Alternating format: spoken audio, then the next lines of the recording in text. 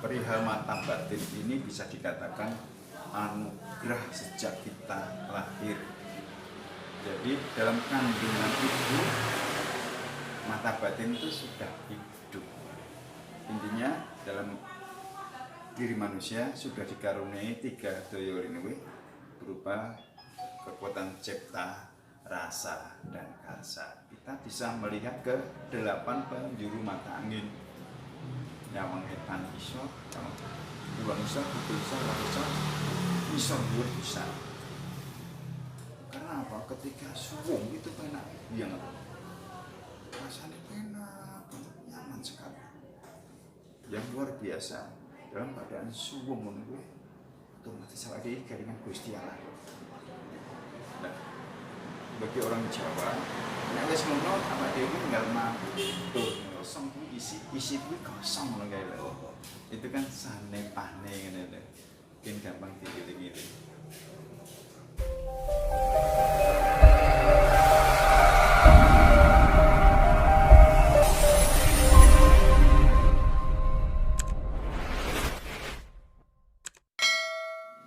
Ya, itu tapi dalam prakteknya kayak urusan kebatinan itu menurut pandangan orang tertentu itu ada yang mengatakan cenderung klenik dan sebagainya. Ini gimana menurut DPT?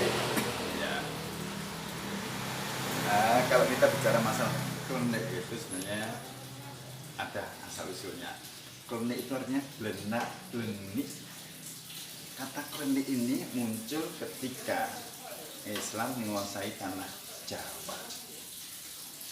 Saat Majapahit runtuh, para wali menyikapi orang-orang yang istilahnya tidak masuk agama Islam, mereka tetap siar secara diam-diam. Nah, karena mereka itu berbisik-bisik.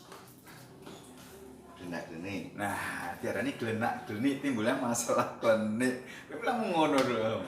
Ini sejarahnya tidak bisa di. Tapi kebatinan tadi loh, kadang-kadang padahal setiap orang kan bisa atau mampu mengasah kebatinan sendiri. Tapi ada cenderung yang mengatakan itu apa ya istilahnya? Ya benar ya sih. Nggak sesuai aturan lah gitu atau apa itu istilah orang-orang itu. Ini bagian dari eksplorasi batin, pengembangan batin. Sama saja, dulu ketika kita belajar di TK, tiap hari kita diajari bernyanyi. Setelah SD kita diajari berhitung dan membaca. Setelah SMP bacaan kita lebih luas jangkauannya, dalam pendalaman.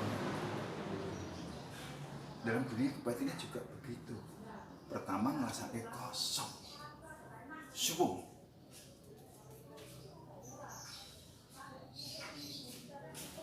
Ini badan seakan-akan nggak ada. Dalam kondisi seperti ini, insting ini urip sehingga bisa melihat hal-hal yang tidak pernah kita lihat. Dari sinilah timbul penasaran yang berbeda-beda tergantung keinginan dari bersangkutan mengikuti suasana batin. Jadi dari orang awam yang katakan belum mengenal dunia itu, dunia kebatinan itu, mata batin atau kebatinan itu bisa dipelajari sendiri sebetulnya. Oh, bisa sekali, sangat bisa. Dengan cara yang sederhana sebenarnya mungkin bisa kok. Tadi Mungkin. Maka luangkan waktu dari 24 jam ini, katakanlah pagi hari menjelang matahari terbit, setelah subuh kosong, sore hari setelah maghrib sampai dilanjuti sampai isya kosong, tengah malam setelah jam 12 anak-anak tidur kita kosong, otomatis urip dhewe dengan meditasi semuanya dengan meditasi. dengan cara-cara itu. Iya.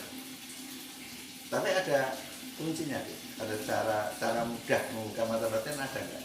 Oh ada, ini tergantung teknik. Teknik. Dalam lebih gede. Teknik yang terbaik menurut saya transcendental meditasi. Apa itu? Ini gaya meditasi yang dilakukan oleh saudara-saudara kita yang mengikuti Sabto Dharma.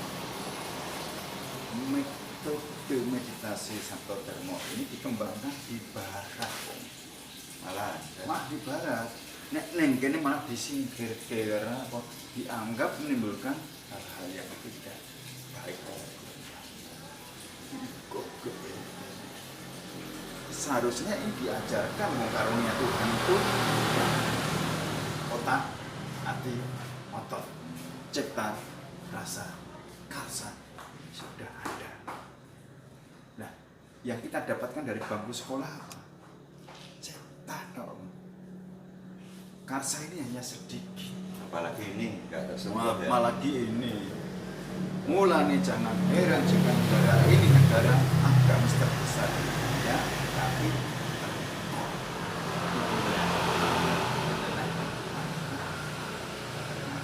ya biasa saja ketika melakukan kesalahan ya dianggap ini rezeki malah dan orang ini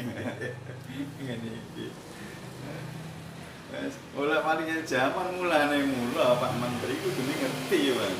Caci lagi ajaran transcendental si biar batinnya itu murid, jadi ngerti si toto kromo ada asor dan lainnya ini dengan sendirinya, dan ini bisa kita selipkan di waktu-waktu kita belajar.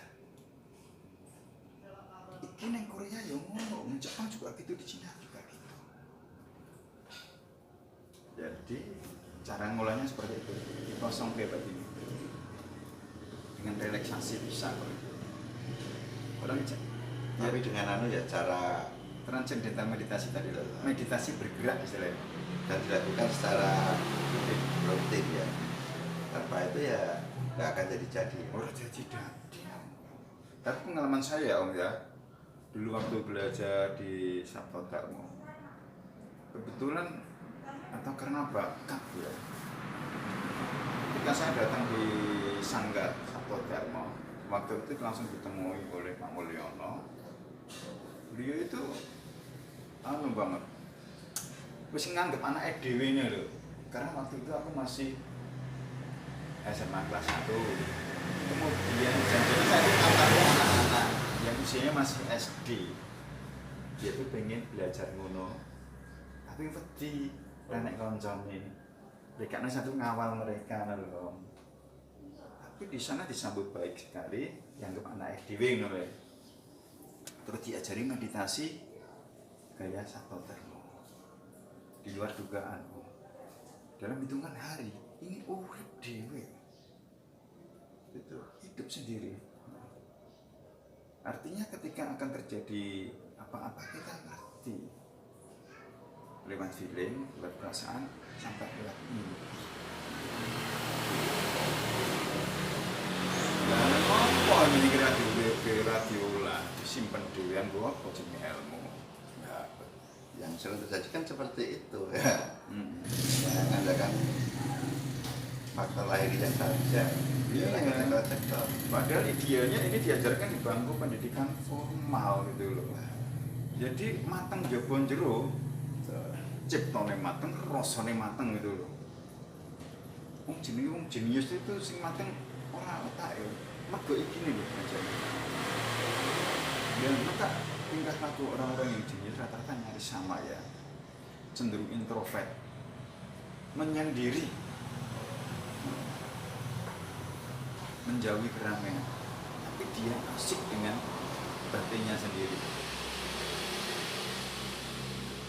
Jadi kayak Einstein, terus apa kayak yang menemukan musik-musiknya loh, Beethoven, semuanya. Aku lagi gampang lali sekarang. Ini masih kaitannya dengan apakah faktor keturunan, artinya misalkan mbah atau ayahnya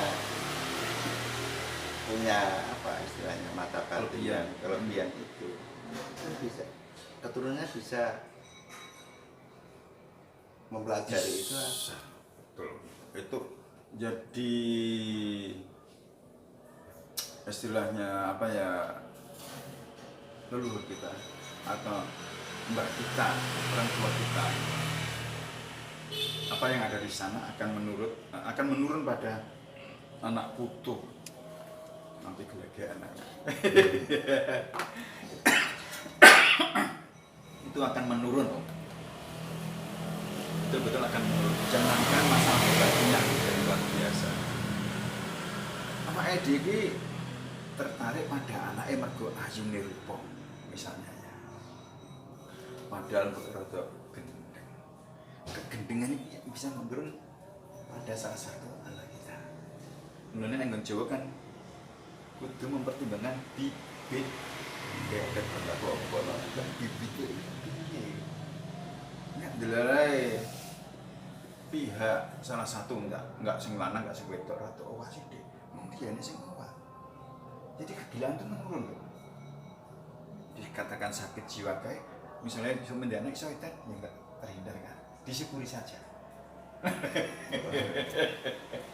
Lari kita. Apa Gusti kula nyuwun dibaleni. Ora iso. Terus dari kata kunci mata batin tadi apa? Kata kunci sebagai seorang yang mencoba mengasah itu mulut gede. Iki kunci Inggris apa kunci apa sih? Ya kunci ya agar lebih Kelebihan dan kekurangan gitu ya. kekurangan itu. Kelebihannya ketika orang ngasah mata batin itu feelingnya jadi sangat tajam. Tidak menutup kemungkinan orang ini yang tadinya nggak ngerti apa-apa bisa ngerti apa-apa. Jadi yang tadinya hanya punya satu kebisaan, dia punya banyak kebisaan atau menjadi multi talent satunya kan. Dan yang luar biasa jadi halus budinya. Terus kekurangannya gimana atau ciri-ciri? Kekurangannya biasanya yang bersangkutan minded banget, aku banget loh. Jadi cenderung egois, cenderung menarik diri dari pergaulan. Dia kumpul-kumpul di terima neng omah. Ya. Dia cuma yang lain cuma bahkan bahasa Inggris. Dia cenderung pasif diam dan menunggu. Ini orang-orang batin rata-rata ngono. Tapi rata-rata yang bersangkutan menyimak. Maka ketika ada udah nggak karu-karuan, mereka panggungnya ya. Artinya ya karuan itu mentah. Anak negeri ini masalah batin tidak dihidupkan kapan damainya, kapan tenangnya. Oh, gitu ya. Mulanya awake dhewe ketika harus belajar sopan santun rasanya jauh. Saat ini harus ke Eropa loh. Permasalahan di sana diatur semua lewat undang-undang dan undang-undang itu mengarahkan kita ke situ secara tidak langsung agar bisa menghargai satu sama lain, agar toleransi satu sama lain. Menurut biar tidak sembarangan. Jadi mata batin ini manfaat sekali ya sebetulnya. Iya.